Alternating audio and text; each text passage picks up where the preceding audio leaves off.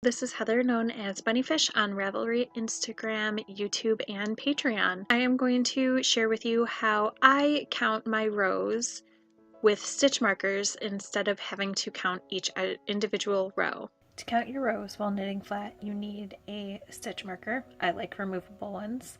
That indicates to me that stitch marker will be moving. And you need to mark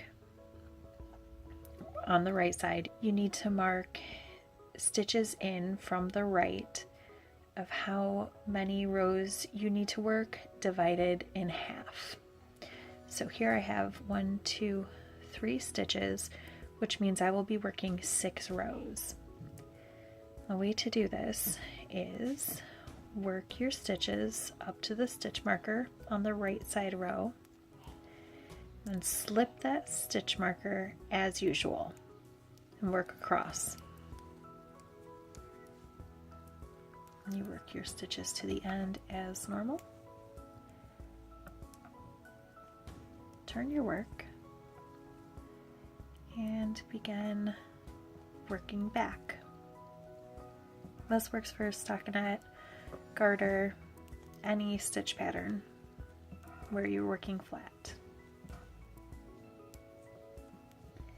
When you get to the end of the row, you work to the stitch marker, then you slide the stitch marker up just a little bit, give yourself some space, work the next stitch, put the right hand needle through the stitch marker, slip the stitch and the stitch marker off at the same time.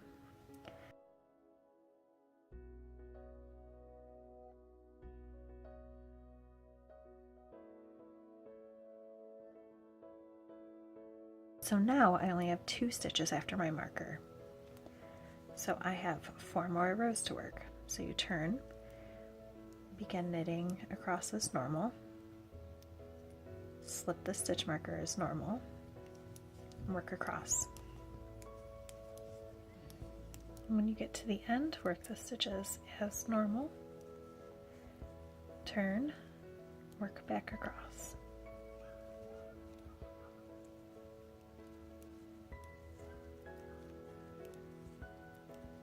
When you get back to the end, work your stitches to the marker,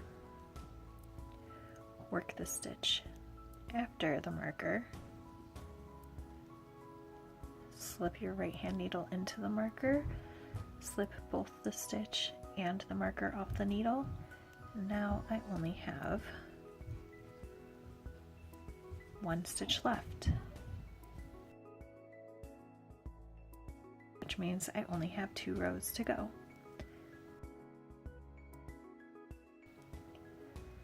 So I will work the stitch before as normal, slip the marker, work across.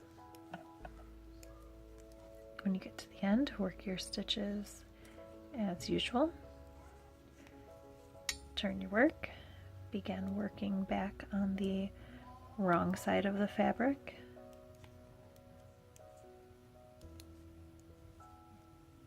And then when you reach the end, work the stitches before the stitch marker.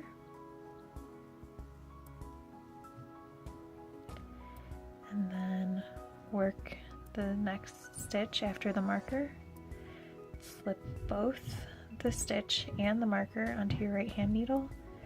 And now we have 0 stitches after the marker. With that, you have successfully counted all of your rows using stitch markers instead of having to keep track of them manually. There is a companion video that covers how to count your rounds using stitch markers. Be sure to check that out. Please like, subscribe, and comment. Thank you very much. Nope. Be sure to check that out. Like, subscribe, and comment. Thank you.